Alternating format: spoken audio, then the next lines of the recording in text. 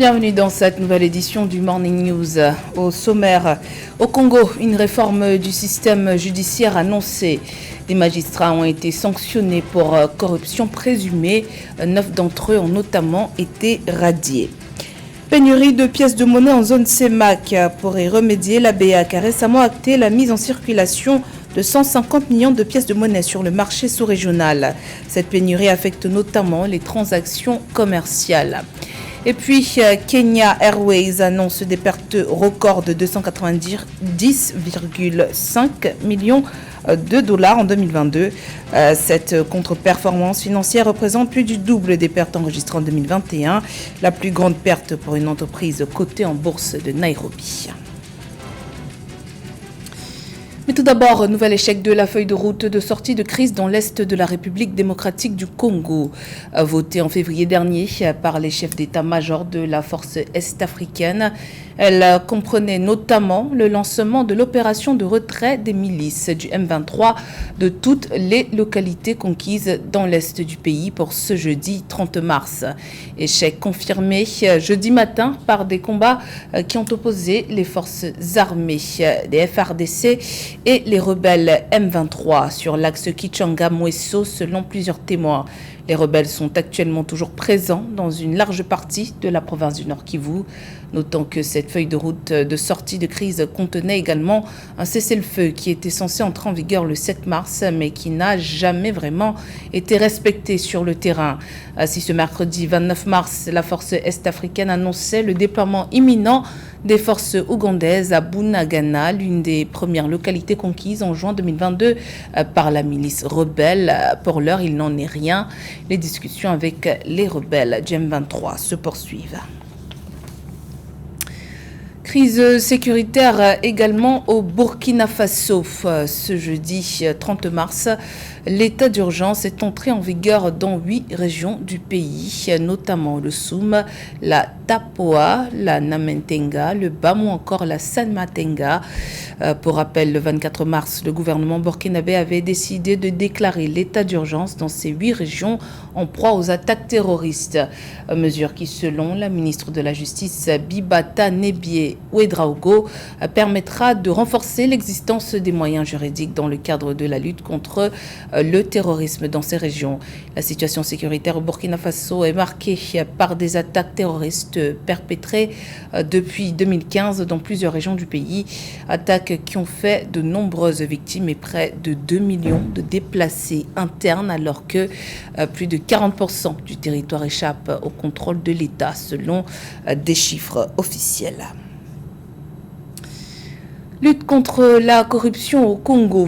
Une vingtaine de magistrats ont été soit révoqués, soit rétrogradés le 27 mars dernier lors de la session ordinaire du Conseil supérieur de la magistrature.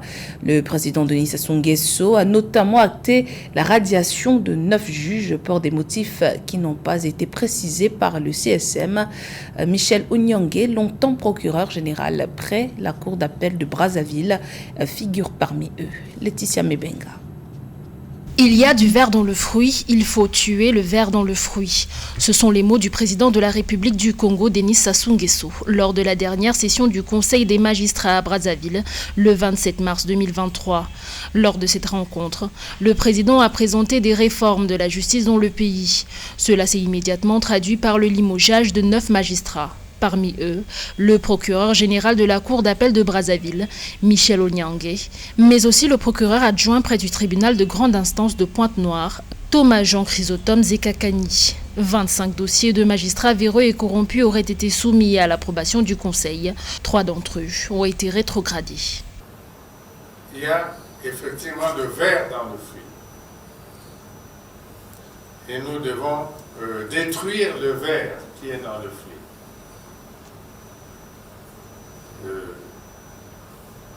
C'est la vraie décision.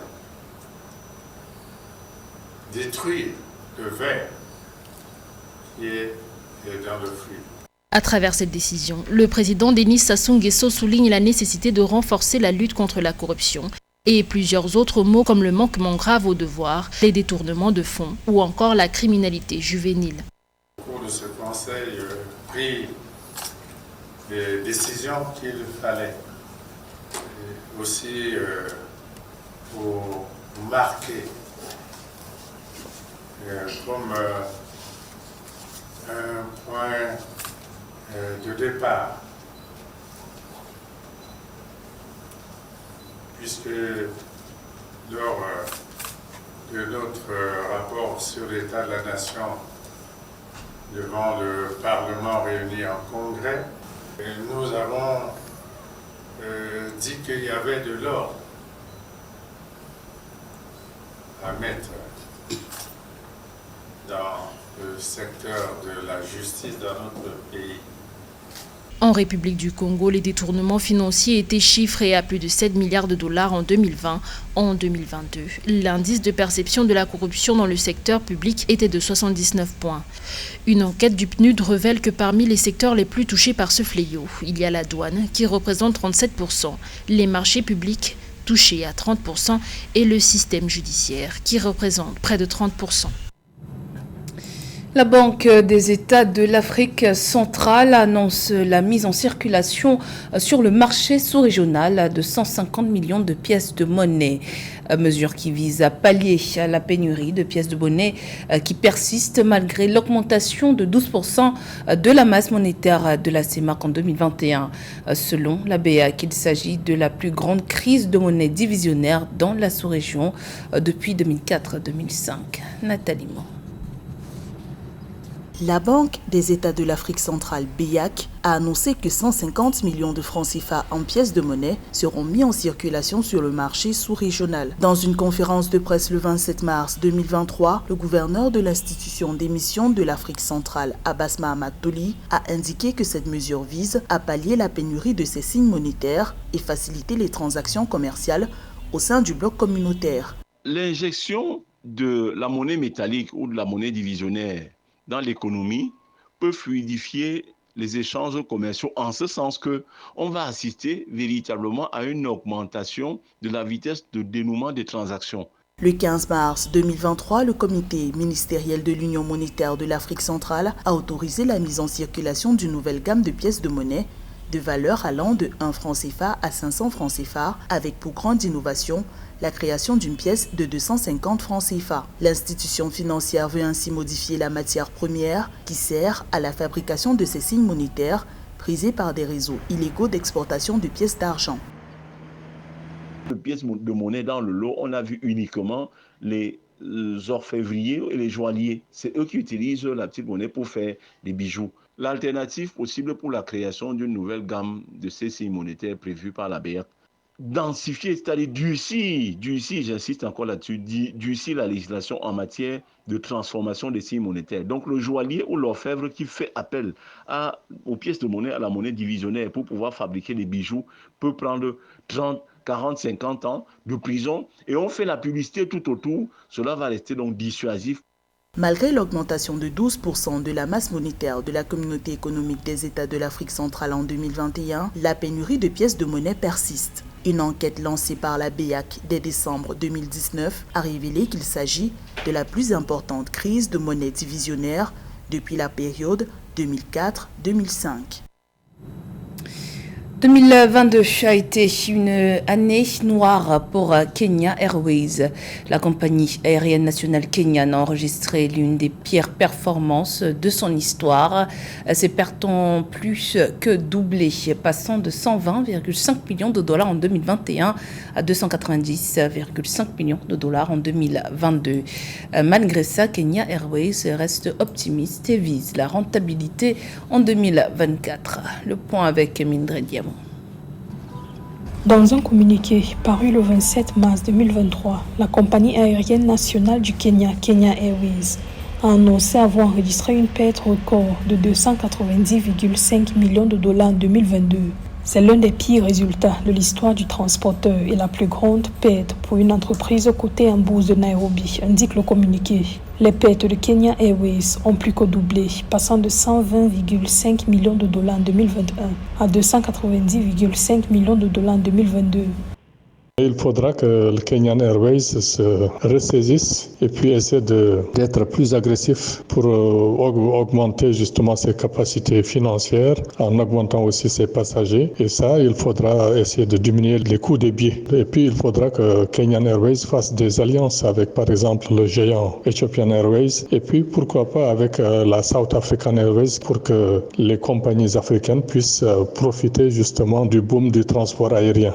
Kenya Airways attribue cette contre-performance à la dépréciation du shilling kenyan, à l'augmentation du prix du kérosène représentant 53% de ses coûts d'exploitation directs et à l'accumulation de dettes estimées à 2,1 milliards de dollars.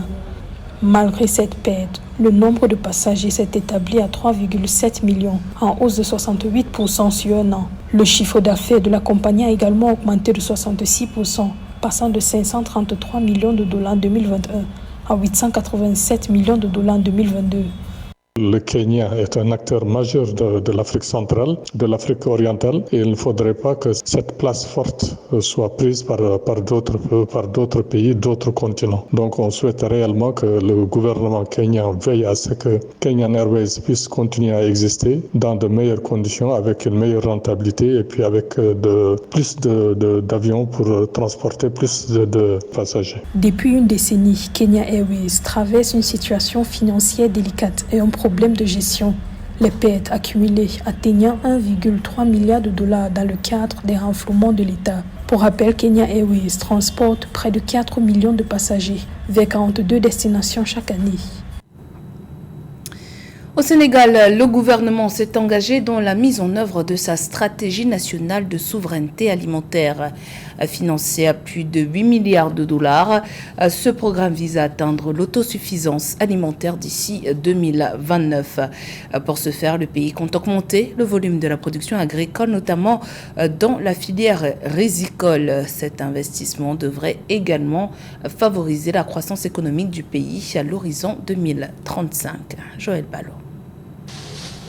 Au Sénégal, le secteur agricole contribue à hauteur de 15,3% au PIB et occupe plus de 60% de la population active. À l'aube des 63 ans d'indépendance du Sénégal, le gouvernement a mis en place une nouvelle feuille de route pour atteindre la souveraineté alimentaire à l'horizon 2029, avec pour objectif d'étendre les zones cultivées et d'augmenter la production agricole et horticole. La stratégie nationale de souveraineté alimentaire sera financée à plus de 8 milliards de dollars, couvrant la période 2024-2029. Au ministre en charge de l'agriculture à prendre des dispositions nécessaires pour associer les organisations faîtières des secteurs de l'agriculture, des pêches et de l'élevage dans la mise en œuvre de la stratégie nationale de souveraineté alimentaire afin d'approvisionner le marché local et contribuer à la sécurité alimentaire des populations. Le Sénégal a bénéficié en 2022 de plusieurs millions de dollars, notamment de la BAD et du FIDA, pour favoriser la croissance économique du pays à l'horizon 2035 à travers le développement du potentiel agricole, de l'élevage et de la pêche. Dans le secteur industriel, la nouvelle stratégie prévoit l'atteinte de l'autosuffisance en riz, le développement de centres de transformation industrielle et artisanale des produits de la pêche. Notre gouvernement a fait de l'agriculture un des secteurs moteurs de la relance économique et sociale afin d'atteindre dans les meilleurs délais notre souveraineté alimentaire. Et à ce propos, que le secteur agro-silvo-pastoral et halieutique a élaboré et finalisé la stratégie nationale de souveraineté alimentaire visant à intensifier les chaînes de valeur des productions végétales, animales et halieutiques prioritaires pour assurer localement la disponibilité et l'accessibilité des populations sénégalaises à une alimentation suffisante de qualité. L'ambition de la stratégie est d'augmenter le volume de la production agricole, renforcer l'autosuffisance alimentaire tout en créant des emplois et des revenus pour les femmes et les jeunes. En 2022, plus de 880 000 personnes, selon l'Organisation pour l'alimentation et l'agriculture FAO, avaient besoin d'une aide alimentaire au Sénégal. Dans l'actualité culturelle, la chanteuse béninoise Angélique Kidjo, lauréate de la plus prestigieuse distinction de la musique, le prix Polar Music 2023. C'est la récompense de 31 années de carrière qui ont hissé cet artiste au rang des meilleures interprètes, compositrices de la musique internationale. Angélique Kidjo, engagée, s'est également illustrée pour son implication dans des causes humanitaires, notamment la lutte contre le paludisme et la promotion de l'éducation des filles à travers sa fondation Batonga. Portrait signé Nathalie Mo. C'est la plus prestigieuse des récompenses de la musique qui a été décernée à la chanteuse béninoise Angélique Kidjo le 28 mars 2023. L'artiste, qui se définit comme une femme engagée dans les initiatives pour la paix, a reçu le prix Polar Music 2023. Cette distinction représente la reconnaissance de l'excellence d'Angélique Kidjo dans le monde de la musique internationale.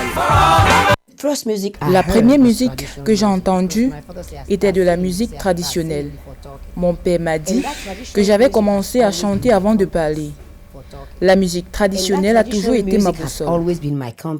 Surnommée la première diva africaine par le magazine American Time, Angélique Kidjo totalise 31 années d'une carrière marquée par l'amour pour la musique héritée de son père. Décrite comme l'une des meilleures interprètes compositrices de la musique internationale par le jury du prix Polar Music 2023, la chanteuse a fait ses classes par sa double prestation au Nobel Peace Prize Concert de 1996 et 2002. En novembre 2003, Angélique Kidjo chante au Cap en Afrique du Sud avec Peter Gabriel et Youssou N'Dour au grand concert pour la fondation de Nelson Mandela. Plus tard en 2005, elle participe au concert Africa Live de Dakar contre le paludisme devant 50 000 personnes. Vocaliste, elle a également collaboré avec l'orchestre Philharmonique du Luxembourg sur son album Sings en 2015. C'était tellement de musique à la fois, un savant mélange de bonne musique.